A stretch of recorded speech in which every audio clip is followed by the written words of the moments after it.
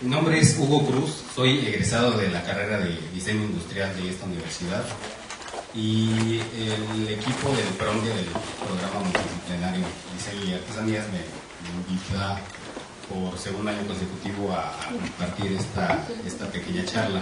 Es importante aclarar que yo no soy ningún experto en el tema, simplemente estuve trabajando y colaborando en este programa, en PROMDIA y otros programas durante la carrera, y posteriormente estuve 2 años en la Reserva de la Biosfera de los Tuxtlas, al sureste de Veracruz, trabajando con comunidades que se dedicaban al ecoturismo y por supuesto con algunos artesanos. Entonces, bueno, primero quiero platicar un poco de por qué denominamos esta pequeña charla Turismo Encaminado hacia la Sustentabilidad.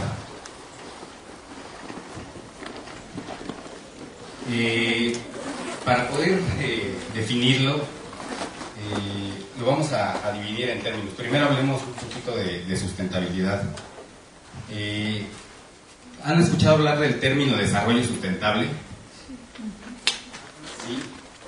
Bueno, primero vamos con el término desarrollo. ¿Qué es desarrollo? ¿Alguien sabe qué es el desarrollo? ¿Quién me quiere ayudar? ¿Nadie? ¿En qué piensan cuando escuchan el término desarrollo?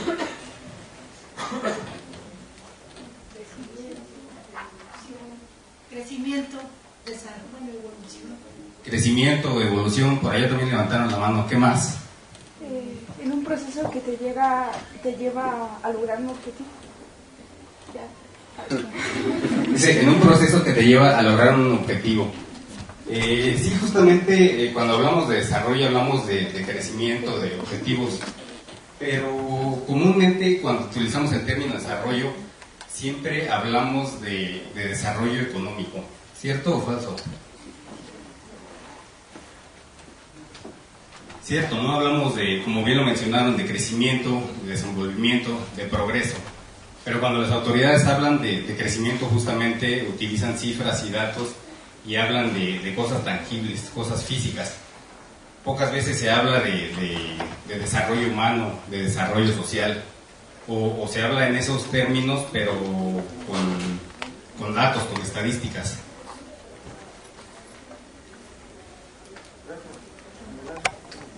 Ahora, ¿qué es sustentabilidad? ¿Quién me quiere ayudar con este concepto de sustentabilidad? Está de moda, ¿no? Ya desde hace muchos años la sustentabilidad. ¿Quién quiere participar?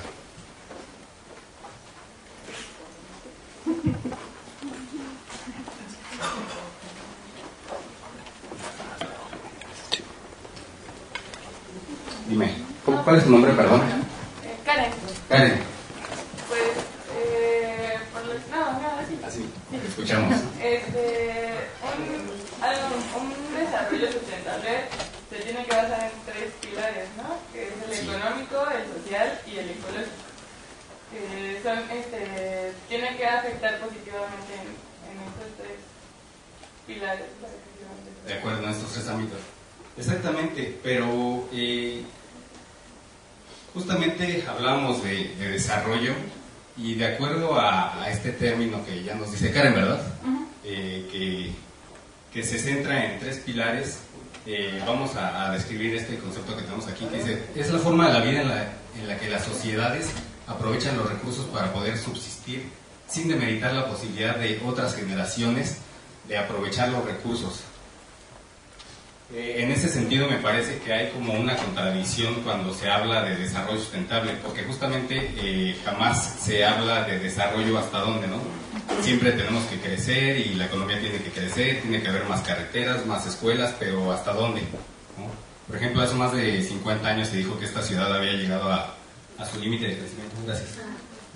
A su límite de crecimiento, ¿no? Los arquitectos, los especialistas decían eso, ¿no? Y sin embargo esta ciudad sigue creciendo cada vez más y llegan nuevas políticas y es crecer y crecer, ¿no? Y no hay una meta, un gran objetivo, un hasta dónde, hasta cuándo. En ese sentido me parece que hay una contradicción en este término, por eso preferimos el término sustentabilidad. Ahorita les cuento un poquito adelante cuando acuñamos este término. No es que lo hayamos acuñado nosotros, vaya, que preferimos utilizar el término turismo encaminado hacia la sustentabilidad. Como les comentaba hace un momento, cuando estuve trabajando en la reserva de la biosfera en Veracruz, nos topamos con que había grupos que hacían ecoturismo, ¿no? Y después de estar trabajando mucho tiempo con ellos, definimos, preferimos utilizar este término de turismo encaminado hacia la sustentabilidad. Y ahorita hay otras razones también para utilizar este concepto. Entonces ya vimos un poquito de lo que se trata la sustentabilidad o desarrollo sustentable, como prefieren llamarlo. Finalmente yo vengo un poquito a compartirle mi visión. Ahora hablemos un poquito de turismo. ¿Qué es el turismo? Digo, ahí está, pero finalmente es un término muy común que usamos todos, y quisiera escuchar un poquito qué saben ustedes del turismo, qué conocen por turismo, qué les suena turismo.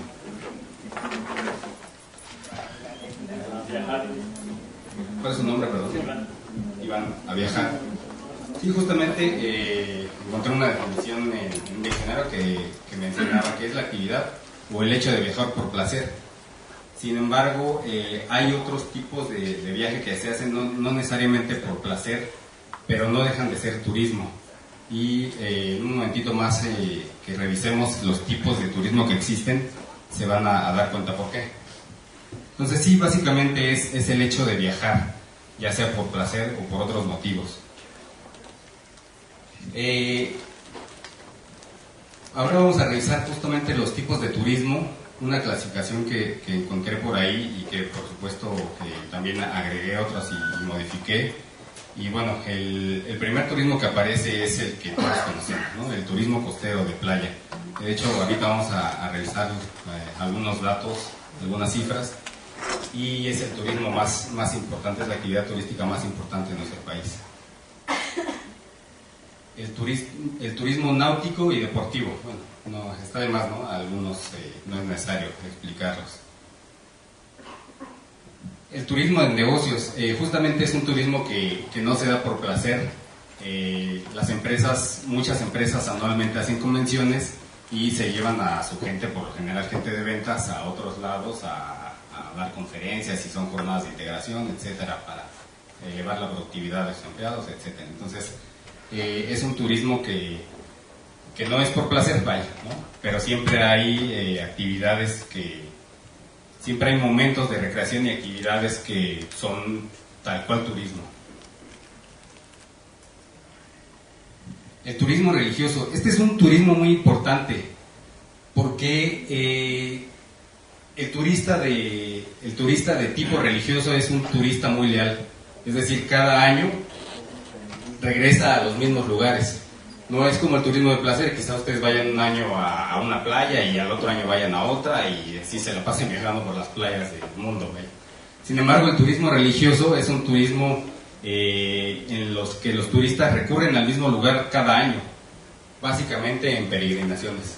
Entonces, para muestra, el 12 de diciembre, ¿no? Que miles de personas llegan de todo el país a visitar a la Basílica de Guadalupe. Turismo de salud y relajación, ¿no? Los conocidos como spa, donde la gente pues va a relajarse, a disfrutar, a dejarse consentir. Turismo de aventura, que básicamente pues se trata de hacer deportes extremos, ¿no? Como muestra la foto, está una la delta, paracaidismo, etcétera. Hay muchas otras actividades que se pueden clasificar como turismo de aventura. Ahora viene una gran clasificación que se puede dividir en muchas otras subclasificaciones, y bueno, la tipología general le llaman los autores turismo cultural. Entonces aquí definir y dividirlo en diversos tipos de turismo. El gastronómico, que se refiere, su nombre lo dice, cuando uno viaja para conocer el arte culinario de algunas comunidades o de algún platillo, ¿cierto? Por ejemplo, la feria del mole, la feria del tamal, no sé, ¿saben alguna otra? La feria de la barbacoa, ¿dónde es esa? en Hidalgo, la Feria del Queso. Exactamente, entonces es un turismo que existe en nuestro país. El idiomático, ¿saben cuál es el turismo idiomático? Yo tampoco sabía cuando estaba haciendo esta presentación. El turismo idiomático es aquel en el que las personas viajan para aprender otro idioma. Es más fácil aprender un idioma cuando conviven con la gente, ¿no? Más que en los libros. Entonces es un tipo de turismo que también existe. Y bueno, hablando precisamente de nuestra lengua, ahorita me viene un dato a la mente que el español es, no recuerdo si la segunda, alguien si me ayuda con este dato, solo es un dato que me viene a la mente, si es el segundo idioma o el tercer idioma más hablado en el planeta, ¿cierto? Tercer idioma después del chino y del inglés, ¿cierto? Entonces, bueno, en ese sentido nuestro país también tiene un potencial para este tipo de turismo.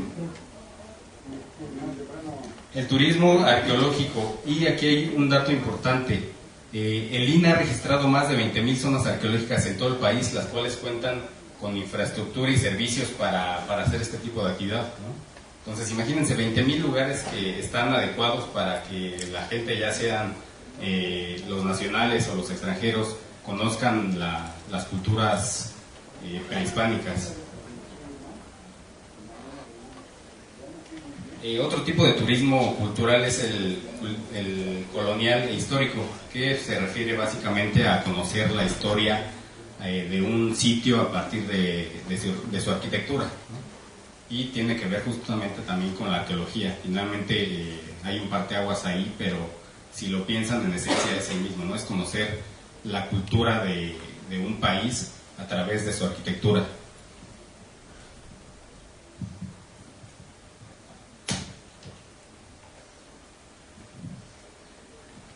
Otro tipo de turismo que se clasifica dentro del turismo cultural es el turismo rural y el etnoturismo. ¿Alguien me ayuda con este tipo de turismo? ¿Alguien lo había escuchado antes?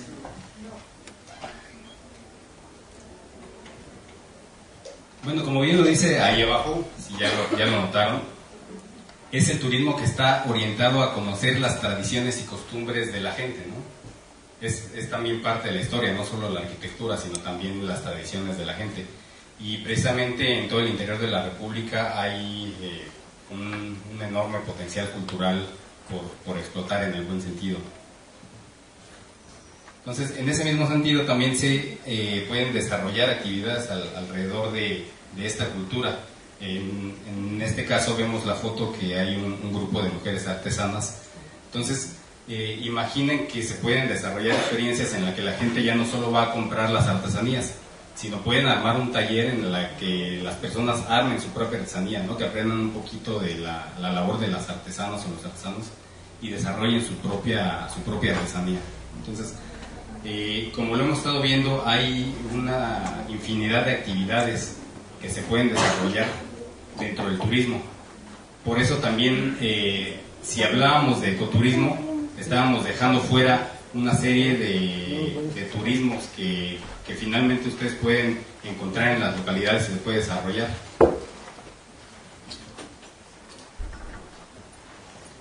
Y por último, lo que sí es el ecoturismo y lo que yo me topé allá en la Reserva de la Biosfera en Veracruz, que se refiere básicamente a visitas geográficas, visitas a áreas geográficas relativamente inalteradas, con la finalidad de disfrutar y por supuesto también conocer de estas áreas geográficas. Bueno, y finalmente pues el objetivo también es promover la conciencia humana y bueno, pues que entendamos qué significa la sustentabilidad, ¿no? Porque no es solo una cuestión de preservación. Estos eran los datos que les mencionaba hace un momento al principio de la plática. Y les comentaba que el año pasado también estuve platicando con la gente que estuvo en el servicio social.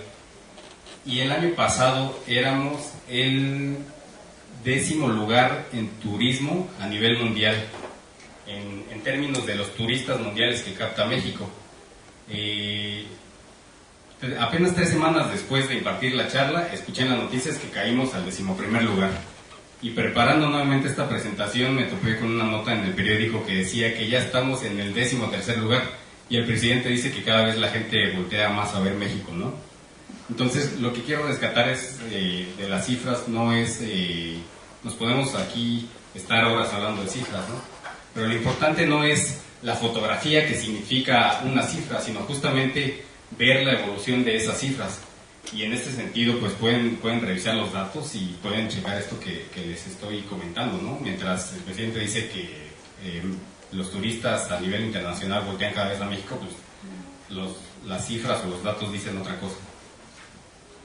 Si ustedes gustan pueden leer las otras. El único otro dato que me interesa rescatar es que entre 2003 y 2006 el turismo contribuía con el 8.2% del Producto Interno Bruto, tan solo después del petróleo y las remesas que envían los connacionales desde Estados Unidos, ¿no?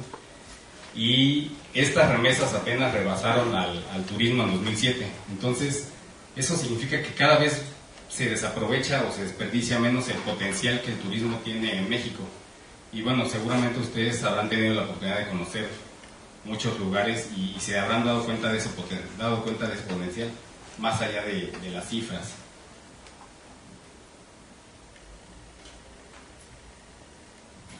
Bien, ahora sí quiero empezar a hablarles un poco de la experiencia que viví en Veracruz. Yo llegué allá alrededor hacia finales de 2006 y bueno, por supuesto ya había estado ahí, como les decía, dentro de otro programa dentro de la universidad como estudiante, y allá conocí a una asociación civil que se llama Opción México, que fue con quien estuve trabajando allá. Esta asociación civil surge en el 98, me parece que fue la crisis de la UNAM, seguramente muchos de ustedes la recuerdan. Pues era un grupo de jóvenes, yo no estaba entre ellos, de distintas disciplinas y de distintas universidades que querían hacer algo por su país, entonces deciden juntarse, hacer una asociación civil y ponerse a trabajar. Y hasta entonces tenían varios proyectos, pero eran proyectos aislados, todos vivían aquí en la Ciudad de México, todos seguían estudiando y hacían algunos proyectos en un estado o en otro.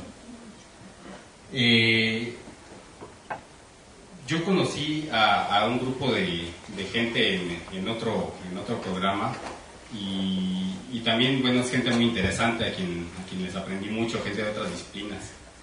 Y justamente, así como les comentaba de esta asociación con la que estuve colaborando, también de repente teníamos la necesidad de hacer algo y nos acercábamos a asesorías y decíamos que queríamos formar una asociación civil.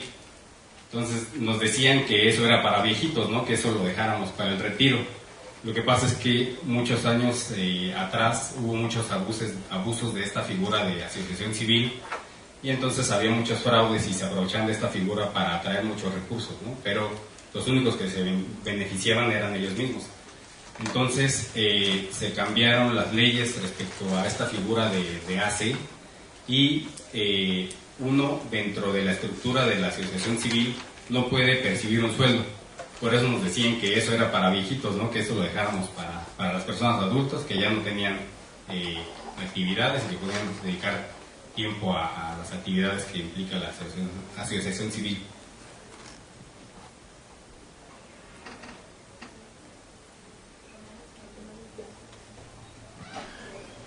Bien, pues finalmente llego un poco antes a la reserva como estudiante y me topé con un grupo de artesanas que trabajaban en el lirio acuático. Era una actividad incipiente, la de las artesanías en esa región al menos, y bueno, hice algunos proyectos con ellos. Posteriormente, cuando egreso de la universidad, me invita esta asociación civil Opción México a trabajar con ellos, y entonces además de mí va un sociólogo y una diseñadora gráfica, y nos invita una socióloga a trabajar con ella, y entonces nos quedamos a vivir allá y se forma una célula de la asociación. Entonces le damos continuidad a los proyectos, ya no íbamos y veníamos cada mes o cada 2 meses, ¿no? Estábamos viviendo allá. Entonces pues estuve aproximadamente 2 años por allá y ahorita les voy a platicar un poco de lo que hicimos. En 1998 se decreta esta región como un área natural protegida. Entonces es ciertamente complicada porque hay muchas áreas naturales protegidas que son propiedad del gobierno, bueno, propiedad federal, no del gobierno, es propiedad federal. En ese caso, pues solo es cuestión de administrar la región y basta, ¿no? Pero esta región es un caso especial porque los dueños de la tierra, ¿quiénes creen que eran? Exactamente, los ejidatarios, la gente que vive ahí.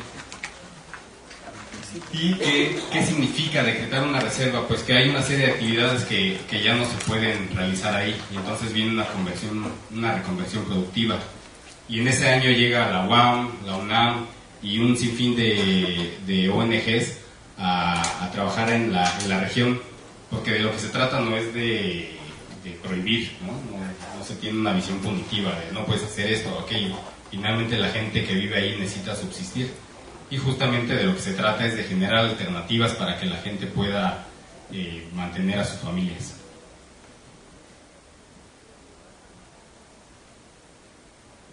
Entonces, cuando yo llego, ya me encuentro 10 años después con una red de ecoturismo comunitario, que fueron justamente lo que estas ONGs, estas universidades, encontraron como una de las tantas alternativas, y empezaron a construir y formaron esta red con 4 comunidades. Y bueno, pues nos cuentan que era una actividad pues era difícil, ¿no? Ellos no entendían de turismo, mucho menos de ecoturismo. Había muchas cosas, nos dicen que las primeras personas las recibían en su propia casa. Entonces, un poquito adelante vamos a ver cómo es complicado, ¿no? Si generar una empresa, cualquiera de ustedes que decidiera generar una empresa, las incubadoras nos hablan de que los 5 primeros años de las empresas son críticos, ¿no? Son cuando las empresas truenan. Entonces, imagínense cuando hablamos de empresas sociales. Finalmente, todas estas comunidades estaban constituidas formalmente ante la ley como empresas, pero me parece que todas ellas, no recuerdo el dato exactamente, eran empresas triple S. ¿Alguien sabe cuál es la figura de la triple S? No, es Sociedades de Solidaridad Social. Está medio raro el nombre, pero bueno, es algo similar a una cooperativa. Entonces, pues como estas se pueden encontrar con muchas otras figuras que son adecuadas para este tipo de empresas, porque finalmente son empresas horizontales, no piramidales. No hay un jefe que dé las órdenes y los demás lo obedezcan y les den un sueldo por eso. Finalmente son proyectos que la gente tiene que asumir, tiene que apropiarse para que funcionen. No podemos llegar nosotros a imponer aún porque haya todas las condiciones, ¿no?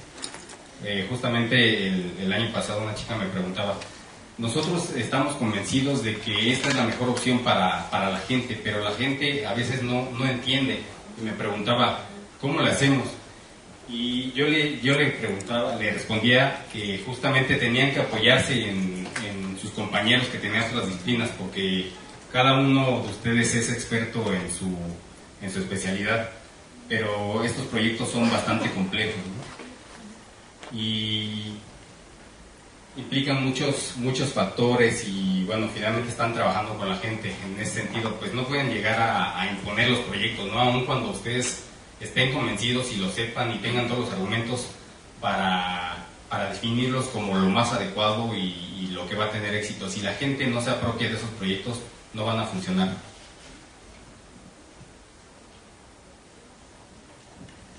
Bueno, en ese entonces, antes de que yo llegara, ya se había gestionado un proyecto, pero bueno, tardó muchos años en que ese proyecto se hiciera realidad, en que nos asignaran los recursos para poder ejecutarlo. Incluso ya estaba todo autorizado, ya estaba todo listo, pero finalmente el recurso no llegaba. Y entonces, en ese proyecto, ¿qué fue lo que se hizo? Por un lado teníamos grupos o comunidades que hacían la actividad de ecoturismo, que tenían infraestructura que habían logrado construir a través de estos 10 años, a través de recursos y diferentes ONGs que los habían apoyado.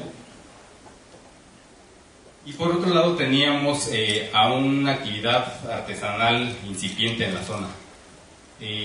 Había, como les comenté hace un momento, artesanas que trabajaban en el hilo acuático. Básicamente lo que hacían era bolsas. Había otros artesanos hacia el sureste de la reserva que trabajaban la madera. También empezamos trabajos con un pequeño grupo de artesanos que trabajaba el bambú. Y entonces dijimos, ¿cómo conectamos a toda esta región? Porque finalmente pues, los recursos se tienen que distribuir, no podíamos beneficiar solo a un tipo de actividad o solo a un tipo de, o solo a una comunidad, teníamos que distribuir los recursos, ¿no? Son pocos y bueno, son muchas las necesidades. Entonces, me recuerda una experiencia justamente en el Prombia. Alguna vez llegamos a comunidades donde los hombres trabajaban la madera y las mujeres trabajaban la palma. Y nosotros nos preguntamos por qué nunca se han juntado, a pesar de ser una pareja, a pesar de ser esposos y han estado toda la vida juntos, ¿por qué jamás han hecho un proyecto juntos? ¿Por qué nunca han juntado la madera con la palma y hacen nuevas artesanías que sean más atractivas que lo es solo la palma o la madera por su lado, ¿no? Que por supuesto tienen gran potencial cada una? Y entonces les dimos la idea y desarrollaron algo. Realmente, no recuerdo qué es, me parece que un cesto de basura que tenía una base de madera y el cuerpo del cesto era de palma. Y la gente se quedaba muy emocionada porque se daban cuenta de que a pesar de tener la misma actividad eran artesanos ambos y de estar toda su vida juntos y trabajar dos materiales distintos jamás se habían juntado. Entonces, eso es justamente algo importante, ¿no? Que ustedes tengan una visión y conecten los cabos que están sueltos y vean cómo se pueden hacer proyectos de mayor potencial. Esta infraestructura con la que nos encontramos eran habitaciones. Aquí ya le habían empezado a abrir ventanas, pero estas habitaciones no tenían ventanas. Tenían techo de lámina, tenían una puerta para poder entrar y salir. Ahí alcanzan ustedes a apreciar un poco, estaban pintadas de color verde. Entonces eran lugares oscuros, eran lugares húmedos, eran lugares poco ventilados. Imagínense el calorón y con techo de lámina. Entonces, pues esta gente por supuesto no tiene visión en este caso de la arquitectura, del confort o del diseño, pero finalmente ese es un poco por lo que ustedes llegan a asesorarlos, ¿no? Ellos tampoco tienen por qué ser especialistas en confort, pero sí es parte del proceso que ellos aprendan que tienen que hacer espacios, en este caso en específico, más confortables, ¿no? Entonces, por un lado, se hizo una remodelación de estos espacios con parte del recurso. Entonces, se abrieron ventanas, se pintaron con colores diferentes. Otro ejemplo es que de repente les llega un recurso para amueblar estos espacios y compran las literas de latón que pasa el señor vendiendo, ¿no? Y que son las mismas que tienen en su casa, ¿no? Y que probablemente son las mismas que nosotros tenemos en nuestras casas. Entonces, decíamos, bueno, pero ¿por qué no desarrollamos muebles con los artesanos que trabajan el bambú? Y justo así se hizo. Por un lado, hicimos un levantamiento de los espacios, le dimos un taller a los artesanos para que ellos mismos fueran quienes desarrollaran las propuestas de mobiliario adecuados a los espacios en los que se desarrollaba este tipo de turismo. Ahí se aprecian un poquito más los muebles, sí, las literas, ¿no? Y además juntas, y era todo lo que había en esta habitación. No había nada más que litera, entonces no había ni siquiera donde la gente podía poner su maleta. Por supuesto, pues la gente llegaba, dejaba sus cosas y salía volviendo de ahí.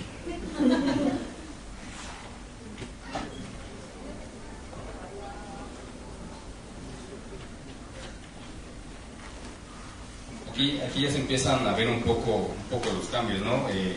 Finalmente lo mismo, ¿no? Llega un recurso para ellos y lo que conocen es el ladrillo y el cemento y construyen un cuarto, ¿no? Entonces, bueno, pues era absurdo que demoliéramos esto y construyamos algo nuevo, pero bueno, simplemente se le da otra fisonomía, ¿no? Se cubre con un poco de luz en el cielo, se abren ventanas, se utiliza la madera, los recursos locales, se viste con un poco de tiras de bambú, se cambian los colores por unos más confortables. Y bueno, estos fueron algunos de los muebles que los propios artesanos desarrollaron, ¿no?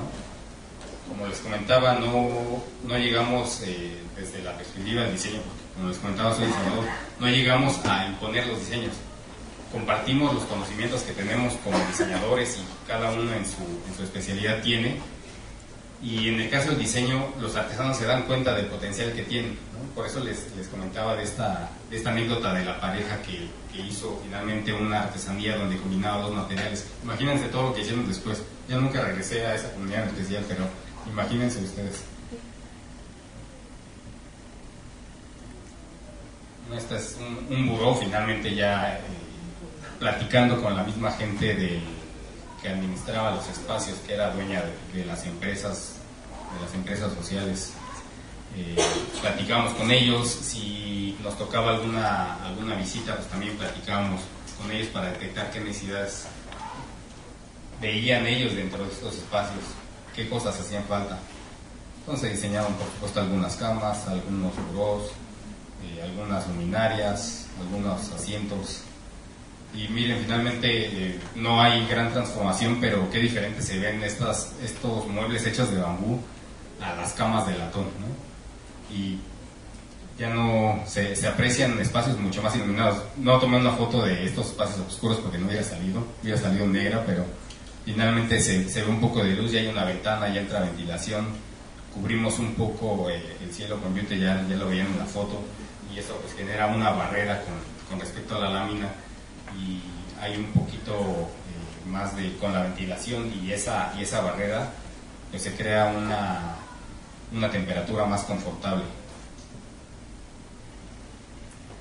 Por supuesto también asientos y otras cosas que hacían falta, ¿no? Hasta botes de basura finalmente.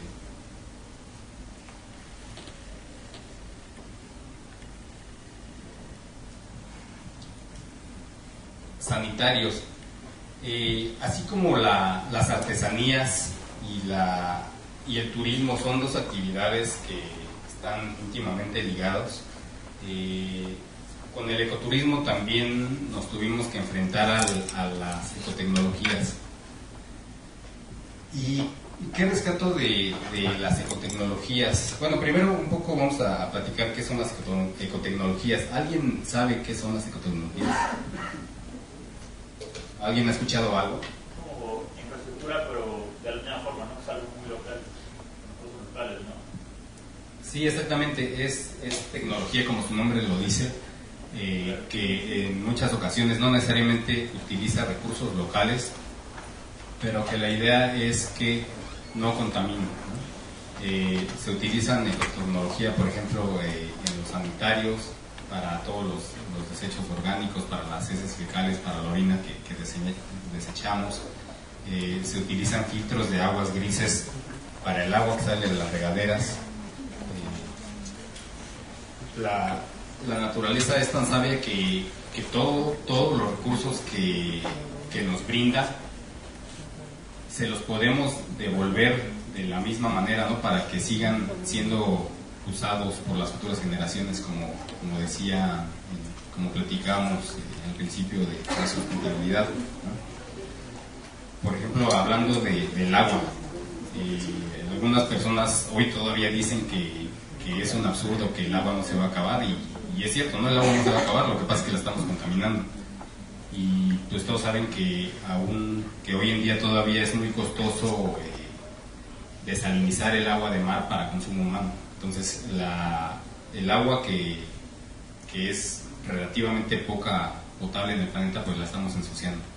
Entonces las ecotecnologías sirven para eso, para devolver a la naturaleza el agua limpia que tomamos, devolvérsela en la misma forma, limpia. Pero ¿cuál es el gran problema con el que nos enfrentamos en en las ecotecnologías. En el diseño hay dos cosas, porque seguramente aquí hay mucha gente que no es de diseño, ¿cierto? Entonces, en las ecotecnologías hay dos cosas. Una es con respecto a los objetos o a la tecnología. Una cosa es la función y otra cosa es el uso. Por ejemplo, un carro. Hablando de la función de un carro, nos referiríamos a cómo el carro funciona cuando le ponemos gasolina y la gasolina entra en un motor y hace combustión y mueve un cigüeñal y el auto avanza. Esa es la función del auto. Pero ¿cuál es el uso? Pues como nosotros nos subimos a un asiento y con una llave encendemos ese motor y damos vuelta al volante y metemos velocidades con la palanca. Son cosas diferentes. Entonces, en la tecnología, la función de la tecnología estaba bien resuelta. Por ejemplo, hablemos de algo en específico, los sanitarios secos. ¿Alguien conoce los sanitarios secos? Sí, por aquí dijeron que sí. ¿Nos ayudan para decirnos a los demás de qué se trata un baño seco? ¿Quién dijo que sí? No se escondan. Por allá. Karen, ¿verdad? No, yo te caigo. Ah. ¿Cómo te llamas, perdón? Yo, Valeria. Valeria, ¿nos ayudas un poco a decirles, a contarnos qué es un baño seco?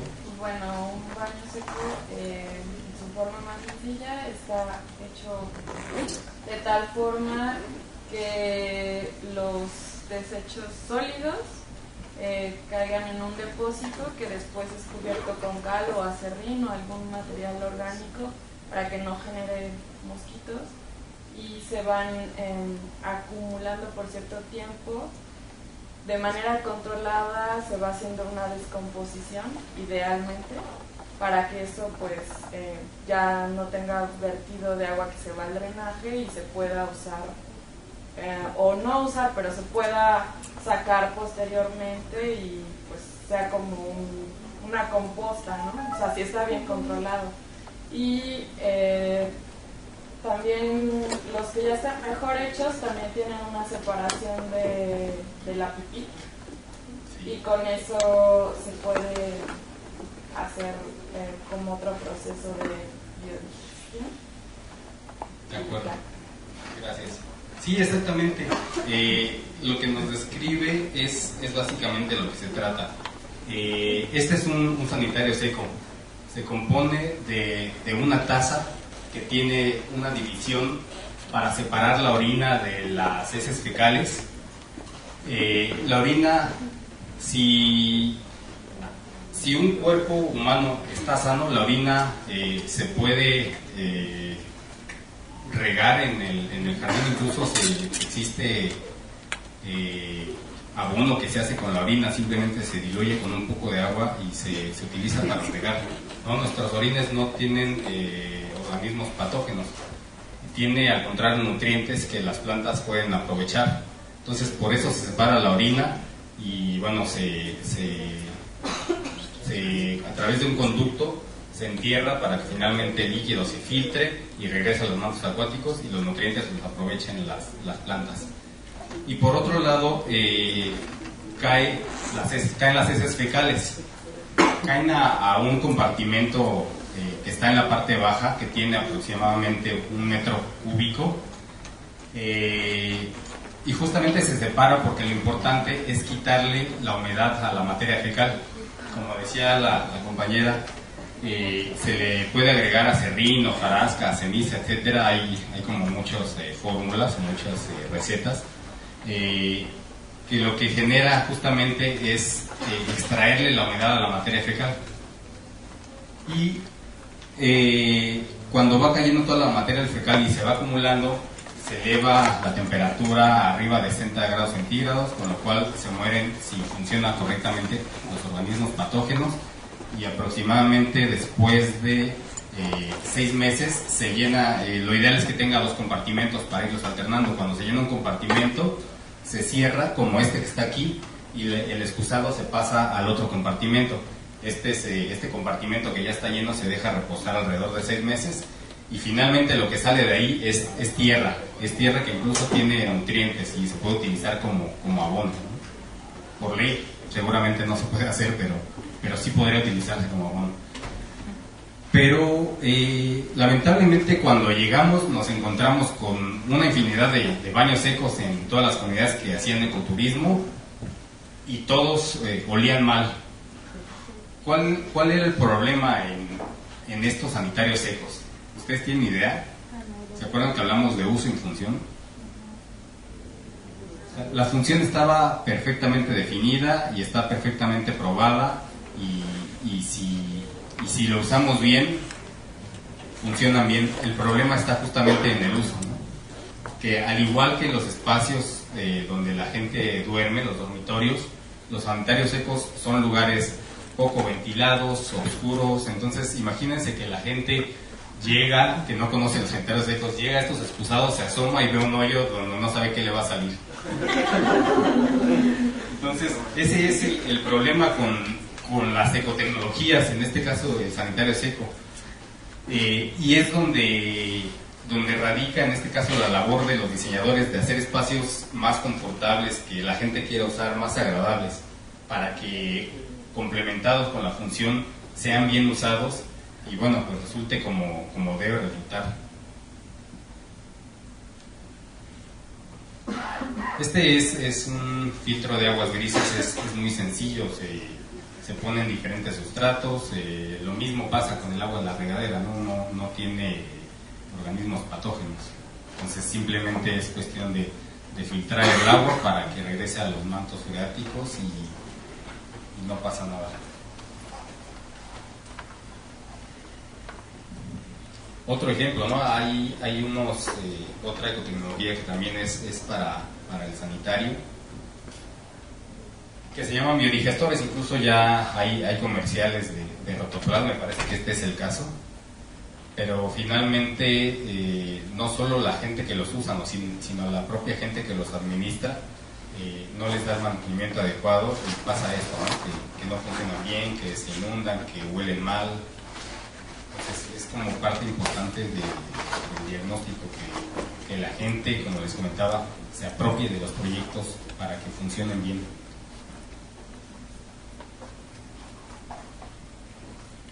Un poco como conclusión, quiero compartirles algunas de las cosas que puedo rescatar, no solo después de años de estar trabajando con la gente, incluso a años de distancia después de haber regresado, que son cosas me parecen muy importantes o muy rescatables, sobre todo ustedes que ahorita están como en esta primera fase de inducción.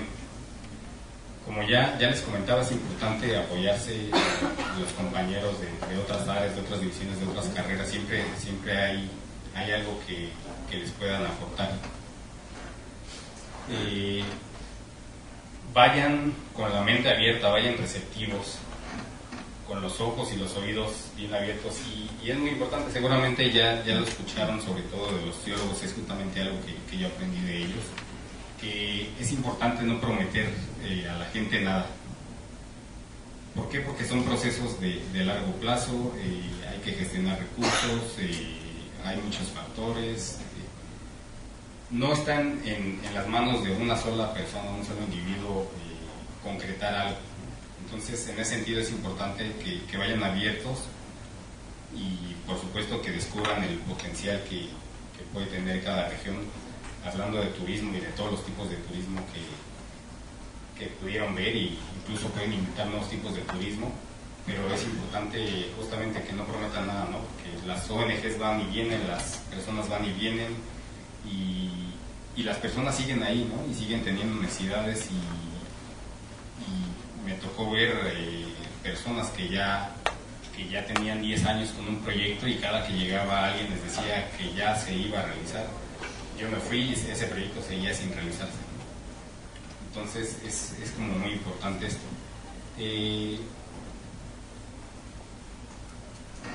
Hablando de las cuestiones de los proyectos, es importante justamente que lo entiendan como un ciclo. Hace rato hablábamos de las incubadoras que dicen que en 5 años es la fase crítica de una empresa para que funcione. Yo les comentaba pues que si eso es para una empresa de alguien que decide ser su propio jefe, porque muchas veces tiene la idea de que es más sencillo y que se van a relajar. Por supuesto que no, al contrario, ¿no?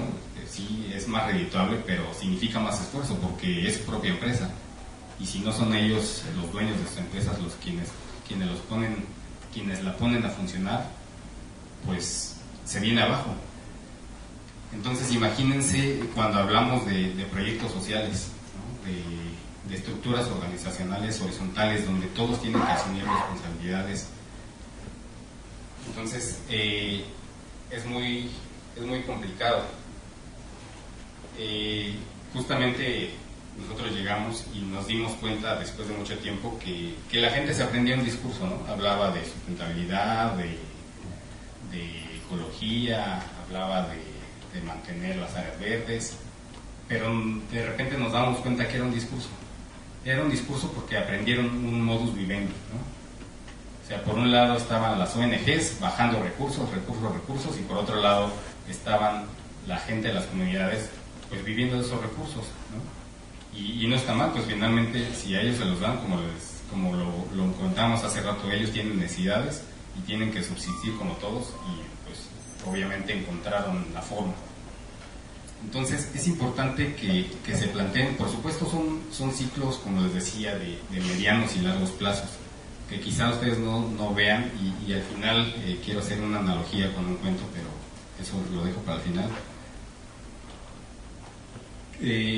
Probablemente ustedes vayan, hagan el servicio social y jamás regresen a la comunidad y jamás vuelvan a ver a estas personas, pero es importante que entiendan que tienen que ser parte de un proceso y que no se topen de repente como nos topamos nosotros con procesos estancados, ¿no? Nosotros no veíamos cuándo esas personas iban a empezar a ser independientes, cuándo esas empresas iban a ser rentables, y es algo que se tiene que plantear desde un principio. Por supuesto, en esos largos plazos pues, se irán modificando, llegará nueva gente, se adaptarán a las nuevas circunstancias, a las nuevas condiciones, a las nuevas personas que se integren a los proyectos, pero es importante que sí conciban que un día esas empresas tienen que ser rentables y tienen que funcionar.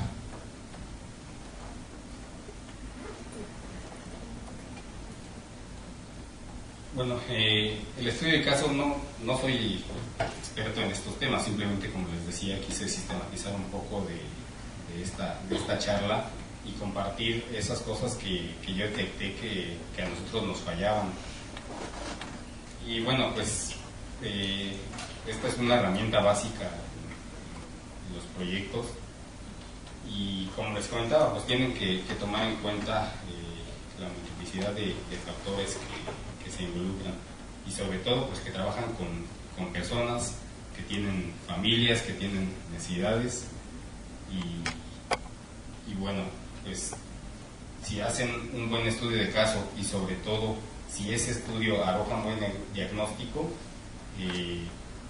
pues es probable que los proyectos tengan mayor éxito.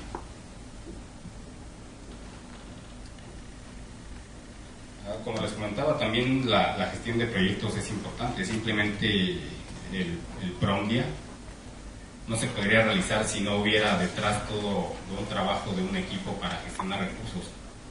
El solo hecho de moverlos a las comunidades, de comprar despensas para estar allá, de apoyar a la gente para que puedan ustedes estar conviviendo con ellos durante este periodo, implica aprender a hacer estos proyectos. Nosotros gestionábamos alrededor de, o más bien hacíamos alrededor de 8 proyectos y uno nos aprobó, ¿no? Y bueno, justamente ya el caso personal, yo estuve 2 años allá y de repente me regresé justo por eso, porque no había recursos, o yo no fui capaz de generar más recursos y gestionar más recursos. Trabajo siempre había, pero a veces pasábamos periodos de 1 o 2 meses sin cobrar un sueldo, pero el trabajo pues ahí estaba, y nuestro compromiso nos llevaba a salir adelante con ese trabajo, ¿no? Cuando no tuviéramos un sueldo. Entonces incluso hay organizaciones que se dedican única y exclusivamente a gestionar los recursos y cobran por eso, ¿no? Porque no es sencillo tener los contactos y los procesos de cada institución allá había recursos locales, federales, estatales, había recursos privados. Este proyecto se realizó con un programa de las Naciones Unidas para el Desarrollo, el PNUD, que es de la ONU. Entonces fue alrededor de $1 millón y se implementaron tecnologías, celdas fotovoltaicas, se construyeron baños secos, se construyeron un par de cabañas con recursos locales. Por ahí mencionaban los recursos locales, ¿no? Es más, les hablo un poquito de esta experiencia, es más difícil construir y más costoso construir con recursos locales. ¿Alguien tiene una idea por qué? ¿No hay arquitectos, Jorge? ¿Cómo te llamas, perdón? Iván. A nivel económico, porque suele ser menos, ¿no? Y tarda más en que te lo liberen. Y a nivel de materiales, porque tienes más limitado el costo mayor. Sale más barato mandar un flete con X toneladas que comprar por costar. ¿Cuál, perdón? La transformación, el proceso de... Exactamente, los materiales como el cemento y el concreto son tan comunes y tan comerciales que en cualquier parte de la República, aún sea la más recóndita de este país, se puede hacer una llamada, seguramente hay una tienda, una casa de materiales, y al día siguiente o 2 o 3 días máximo tienen 1 millar de tabiques, 1 tonelada de cemento y varilla, y a construir. Pero rescatar arquitectura tradicional pues fue algo complicado. Hacia el sur de la reserva hay una comunidad. Los caminos hacia el sur de la reserva son más complicados. Hay mucha terracería, hay que dar muchas vueltas. Me voy a regresar un mapa para que me entiendan. Son alrededor de 4 horas. Esta es la región sur de la reserva. Como se darán cuenta, es más sierra. Esta es la zona norte, es más accesible, hay más caminos, hay mucho turismo. Pero las comunidades que están de este lado son comunidades indígenas, no tienen caminos, como les decía. Entonces no es tan accesible como la parte norte, ¿no? Hay una comunidad que precisamente todavía mantiene un tipo de arquitectura vernácula o tradicional que se llama bajareque, que primero construyen con ramas y después hacen una mezcla de lodo y paja y la van repellando ese enramado, e incluso lo hacen con las manos, y tienen techo de una especie de palma. Entonces decíamos, pues vamos a hacer una cabaña así, pero imagínense el esfuerzo primero que fue colectar toneladas de lodo, ¿no? Buscamos como el lugar más cercano para excavar y sacar lodo. Lo teníamos que hacer hasta personalmente, ¿no? Ahí estar paleando con las caras. Y luego fuimos a la comunidad a platicar con las personas que todavía sabían este tipo de construcción, que por cierto ya empezaron a aparecer casas de ladrillo, ¿no? Y como lo platicamos hace rato, es lamentable, uno quisiera que se mantuvieran así, ¿no? Pero bueno, pues la gente empieza a tener recursos, empieza a conocer otras cosas, y eso que esperáramos que se quedara intacto de por vida, pues empieza a cambiar, y empieza a cambiar la fisonomía de la comunidad. Entonces encontramos gente que todavía manejaba este tipo de construcción. Entonces imagínense primero lo complicado que fue decirles, te vamos a llevar muchos kilómetros al norte, por supuesto les íbamos a pagar para que nos enseñes a construir la cabaña, y la idea es que la gente de la comunidad construyera la cabaña. Entonces pues, fue difícil el solo hecho de convencerlos. Y bueno, después lo mismo con la gente de La Palma, y se tuvo que ir a colectar palma y después un camión para trasladarla hasta allá. Entonces eso se vuelve mucho más caro y más complejo, pero bueno, finalmente la satisfacción de ver construidas esas cabañas pues no tiene comparación. No tengo fotos de esto, y este es un consejo para los diseñadores. Cuando tengan sus prototipos o sus domis o sus proyectos, no digan después le tomo la foto, porque nunca lo hacen. Imagínense ahora para regresar a la comunidad solo a tomar esas fotos. Entonces, estábamos hablando un poco de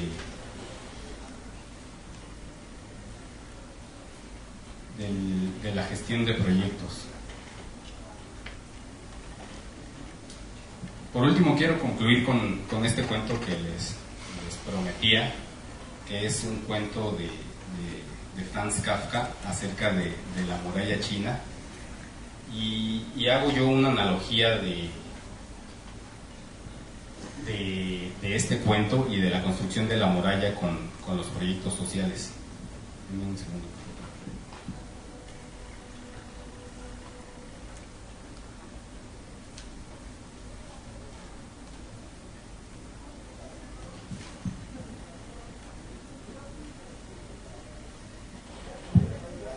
Era para que se apreciara bien la foto, es una foto de la muralla.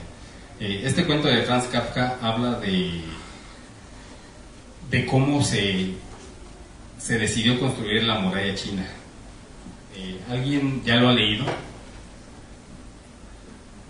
¿Sí?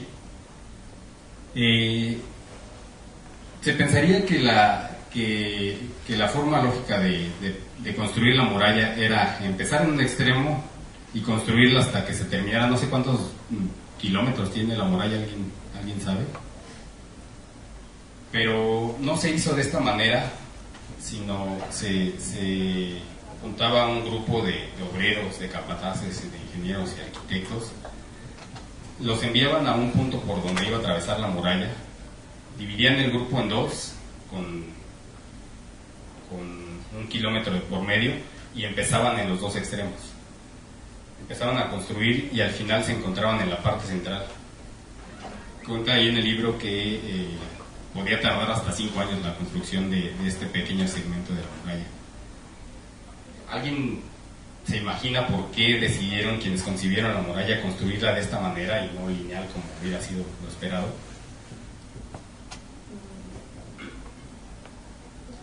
¿Nadie? Es para tener objetivos a corto plazo. Exactamente, para tener objetivos a corto plazo. Decía que los hombres de gran espíritu, si se hacía una construcción lineal, que por supuesto rebasaba los términos de la vida humana, o sea, ellos jamás iban a ver la muralla construida, iba a ser una derrota, iba a derrotar su espíritu. En cambio, cuando se terminaba de construir este pequeño segmento, se festejaba como si hubieran terminado de construir la propia muralla. Y el cuento dice que justamente en ese momento álgido, a estas personas de gran espíritu, que eran las encargadas de dirigir esa pequeña obra, se les asignaba otro segmento en otra parte muy distante. Pero en el trayecto hacia su casa, porque por supuesto aparte pues, pasaban mucho tiempo lejos de su familia, tenían la oportunidad de pasar por otros pequeños segmentos de muralla. En otras partes veían que ya estaba la siembra apuntalada para empezar a construir otro segmento. Escuchaban los himnos de los grupos de gente que estaba construyendo otras murallas. Les hacían reconocimientos. Escuchaban las oraciones de la gente que rezaba porque se terminara la muralla. Y bueno, finalmente pasaban un periodo de tiempo en su casa con su familia descansando. Y finalmente cuando regresaban a dirigir otro nuevo segmento de muralla, pues regresaban con nueva ímpetu, ¿no? Porque todo eso les había dado temple en las fibras de su alma, así lo dice el cuento. Entonces, esto se los platico porque quiero que ustedes se vean así como esos hombres y mujeres de gran espíritu que están construyendo un pedacito de muralla. Y a esa muralla nos referimos con los proyectos sociales. Gracias.